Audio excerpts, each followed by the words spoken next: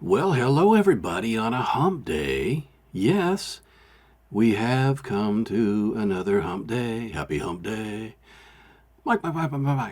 Happy hump day. So, welcome everybody. You can see I'm dressed down. Kind of. I'm still working. Punisher's got on a nice cozy sweater because it's a little bit chilly. I didn't feel the need to put on a coat today because I'm working. I'm rolling up my sleeves. I'm getting down to business. We got a lot of things going on. I hope that everybody loved the short little video that I did on Monday. It was a surprise, and everybody noticed the fake drunk Punisher. That's right. You know better than to think that. Punisher always in moderation. I don't even have coffee today. I am so psyched up, so pumped at what's going on that I only needed 1 cup today, which is really rare because I typically drink 4, 5, 6 cups of coffee a day. 6 cups of Joe. That's what we like to call it in the Army, Joe. So what's going on today? Well, I'm starting to see a whole lot more of Pete Hegg's death. He's popping up more on TV. They're showing him walking down the halls. He's preparing. He's preparing. And I don't know what's going on, but they're trying to call him a rapist. That wasn't working too well, I guess. So now they're trying to call him a drunk and say that he was drinking on the job while he was running the very organization that he stood up, the Veterans Organization. I'm dropping the BS flag. They don't have anything. If that's what they're resorting to, they definitely don't have anything. And pardon me for saying,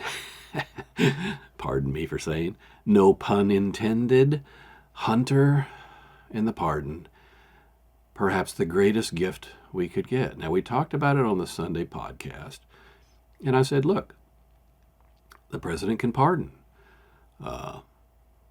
Many presidents might pardon their son. Now, he went a long ways, but just like the losing 2020 became a gift, this pardon has just become a gift because their own party has turned on him. You can't have it both ways, my friends. They basically just admitted what we've known already, even if it's not true. What they're saying is that that Hunter was we unfairly went after Hunter, even though Hunter admitted, by the way, of his felonies, that basically lawfare is what they're trying to say. They're trying to say that the justice system was used against their political opponents, which is exactly what Trump has been saying. And by pardoning Hunter, the game's over. They no longer have that argument anymore, and we basically won. So there will be some pardons. Again, we'll see how that goes. But I'll be very interested to see that. Meanwhile, why don't we spare ourselves some money on the inauguration and just call it off and say that he's president now? Because he's already done more in 4 weeks than this president has done in 4 years. Let's talk about it. The border. Trump talked about the tariffs between Canada, Mexico.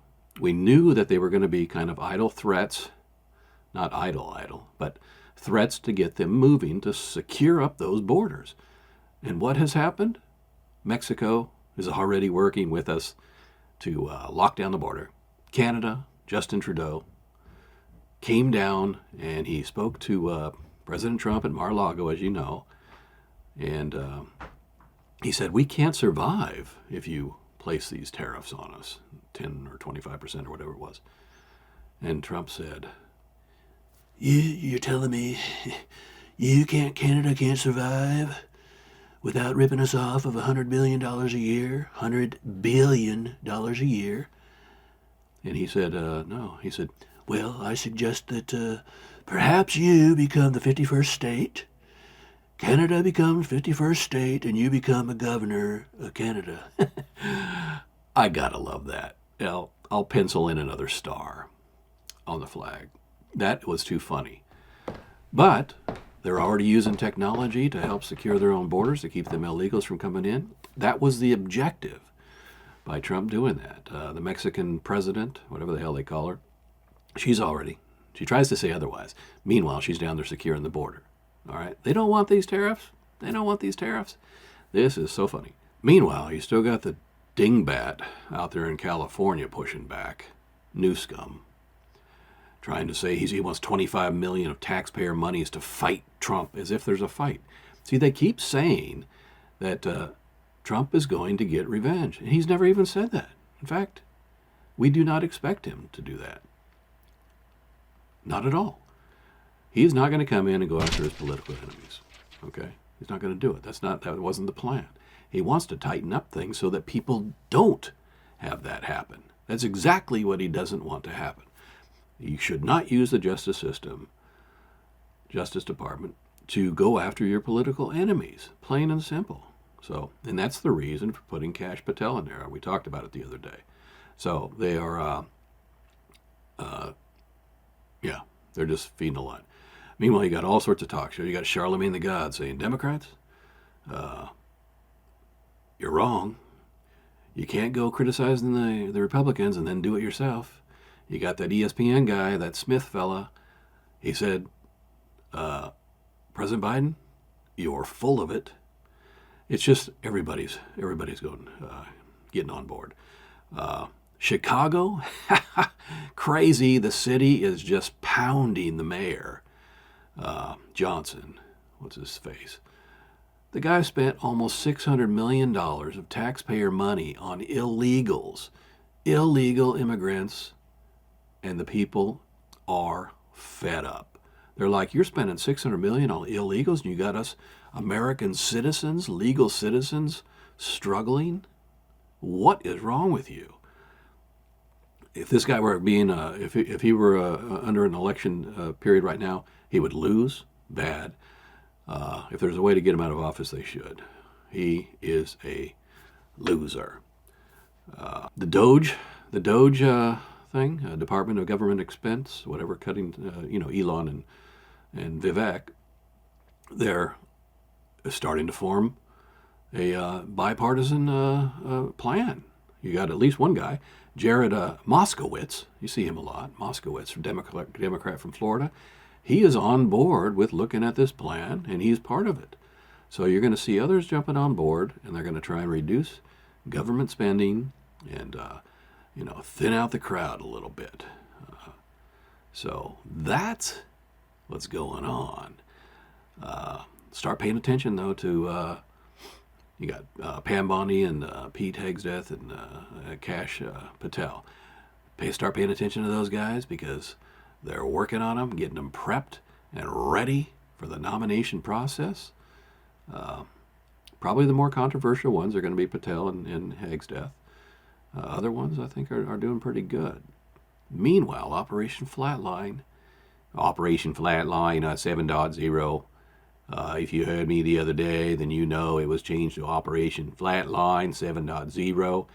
It will remain at 7.0 for today. However, it could go up very soon. I hope that everybody loved the cabin experience. It was a nice little getaway, I have to say. The snow and the flickering fire. Oh yes, good times. But I'm back at the office today, working hard for the American people, for my Punisher Patriots, and I hope that everybody's getting their gift, shopping done. It's getting time. We are a matter of days. It's the third 22 days till Christmas. 21 and a wake up, really. It's sneaking up on us. It is sneaking up on us. So, until next time, until I see you next, which is going to be at least Friday. Who knows? Maybe tomorrow there'll be a surprise. We'll see.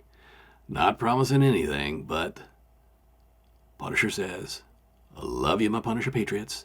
Screw James Whitey Bulger, and we shall talk to you later. Bye.